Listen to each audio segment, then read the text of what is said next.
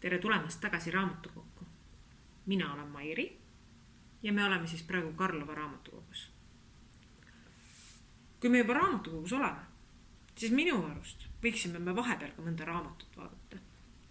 Mina leidsin meie riiulitest sellise raamatu. Eesti rahvarõivad. Ning ma arvan, et enne kui me täna midagi edasi tegema hakkame, piilume kõigepealt siia raamatusse sisse ja vaatame, mis me siit leiame. Tegelikult, kui ma nüüd päris aus olen, siis mina olen siia raamatu sisse juba vaadanud ja panin ka meile järjehoidjaid vahele, et me jõuaksime siia, kuhu ma tahan. Näiteks siin on Halliste rahvariided. Sellised siis olid pidulikud rõivad Halliste kandis vanasti. Kui sa vaatad neid tikandeid ja vöö on kõik mustriga. Vaatame edasi, kas see on ainult Hallistes nii või oli see mujal ka nii. Siis mul on Paistu. Samamoodi suured mustrid on igale poole tikitud ja vöö peal samamoodi suured mustrid. Väga ägedad, eks ole? Siis meid vaatab siin vastu Kolga Jaani. Kui sa nüüd vaatad, siis mitte ainult ei ole sukkadel mustrid peal, vaid tegelikult ka see triibuline seelik, need triibud lähevad ju täitsa mustri järgi. Väga kindlad mustrid, mismoodi neid tehti ja mismoodi nad läksid. Meil on Kodavere rahvariided. Ja jällegi tulevad suured mõnusad mustrid igalt poolt välja. Igas piirkonnas olid need mustrid natukene erinevad. Hargla rahvariided on siin. Siin on hoopis teistes värvides triibuline seelik, aga mustriga sellegi poolest. Ja vööl on natuke teistsugune muster, kui oli teiste vööde peal. Nii, mis meil siit veel on? Meil on siis Setu. Siin seda vööd ei paista üldse praegu, aga kui sa vaatad, siis selle jaki serva on tikitud täpselt samamoodi muster. Ja siit tuleb veel Juuru. Siin Juurul on küll. Pluusi peal on suured tikandid ja seeliku all servasid. Jälle samamoodi, igal pool on mustrid. Ja neid rahvariide vöö mustreid, minu arust, kui ma nüüd mõtlema hakkan, võiksid nad moodustada väga kihvti järjehoidja. Kuidas sulle tundub? Vaatasime mustrid ära siit raamatust. Ja siin oli, igal pool oli kirjud vööd, mustritega vööd.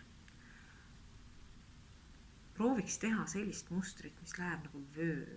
Aga prooviks ta teha niimoodi, et ta ei ole selline kitsaspael, nagu me juba teinud oleme, vaid et temast tuleks näiteks midagi järjehoidja moodi. Mis sa arvad? Võtaks jälle ruudulise paberi ja hakkaks vaatama. Võtan siis kõige tavalisem ruudulise paberi ja kõigepealt mõõdan talle välja niimoodi, et ta oleks mul umbes järjehoidja mõõtu. Mina siin mõõtsin, et mul oleks 30 ruutu pikk ja 11 ruutu lai, et siis ta tuleb selline üsna täpselt paras järjehoidja. Ja tõmban joone, nii et ta joonistab mul selle järjehoidja välja. 11 ruutu lai. Teise ka ära.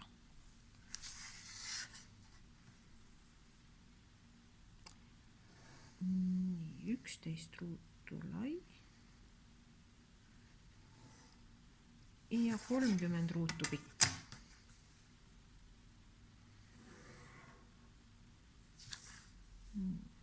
Sa kindlasti nüüd küsid, et miks ma neid siia 2 tükki joonistan. Põhjus on väga lihtne. Kuna mul on siin praegu see kõige tavalisem vihikupaber, mis arvatavasti sinulgi kodus olemas on, siis see on hästi õhuke. Ja kui ma teda lihtsalt kasutaksin järjehoidjana, siis ta läheks hästi kähku kortsu ja koledaks. Seega ma teen 2 mustrit, lõikan nad välja ja kleebin oma vahel kokku. Siis ma saan sellise paksema ja tugevama järjehoidja. Aga nüüd võin ma siia teha täpselt sellise mustri, nagu ma ise tahan. minu arust meie rahvariietes on kasutatud hästi palju sellist diagonaali ja rombi kujundit, et ma praegu siia lihtsalt joonistan ühe. Nii lihtsalt. Jätaks mõned ruudud vahele ja prooviks järgmise samasuguse teha.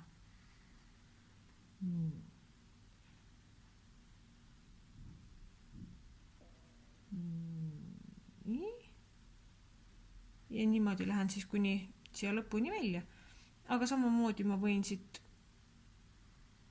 teha näiteks ka serva poole.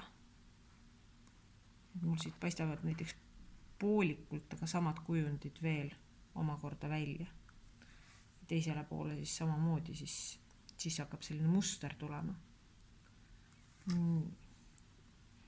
Aga ma sulle siin praegu rohkem väga ette ei teekski, sest seda sa saad tegelikult kõike kodus ise teha nüüd, kui sa enam-vähem tead, kuidas tulla. Ma pigem näitan sulle, mis ma olen vahepeal juba valmis teinud. Ma siin mõned olen natukene ka ette teinud.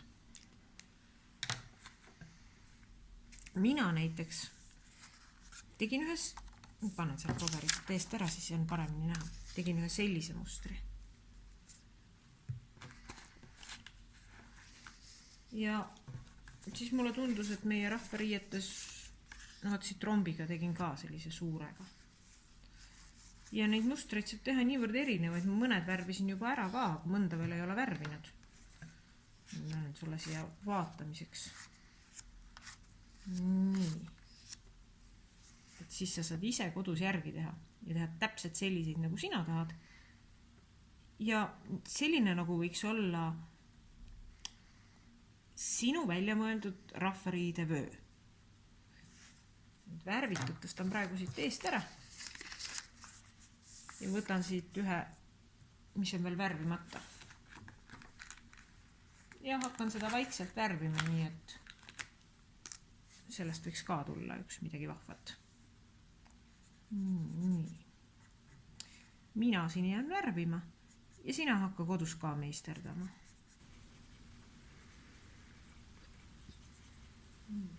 Mina hakkasin siis seda südametega mustrit värvima.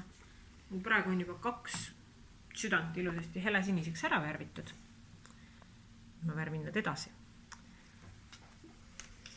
Aga sina mõtle kodus välja täpselt see muster, mis sinu meelest võiks olla näiteks tuleviku eestlaste rahvariide vöö mustriks. Kohtumiseni!